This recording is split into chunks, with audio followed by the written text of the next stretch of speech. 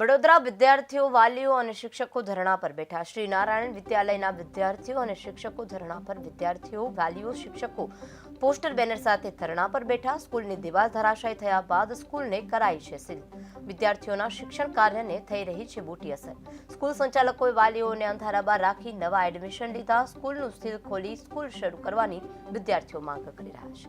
Actually એવું છે કે 7 મહિનાથી ટ્રસ્ટીઓ જોડે મીટિંગ ચાલે છે। ટ્રસ્ટી ગોલ ગોલ ફેરવીને કોઈ એનું નિરાકરણ લાવતા નહીં।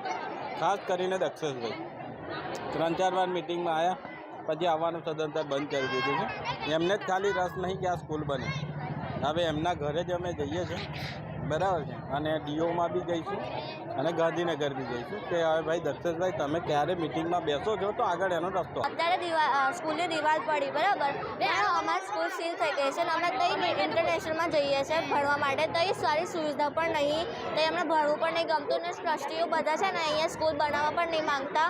બધા મિટિંગો કેટલી પણ થાય છે પણ બધા ના પાડે છે, બધા અંદર ઝઘડા પણ કરે છે। મેં તો પ્લે સેન્ટરથી તો અહીંયા જ ભણું છું, 8મું એટલું મારે તો અહીંયા પેલી સ્કૂલમાં જવું પડે। મને બહુ દુઃખ થાય છે કે મને અહીંયા જ ભણવું છે, આ સ્કૂલ જલ્દીથી ખુલી જાય।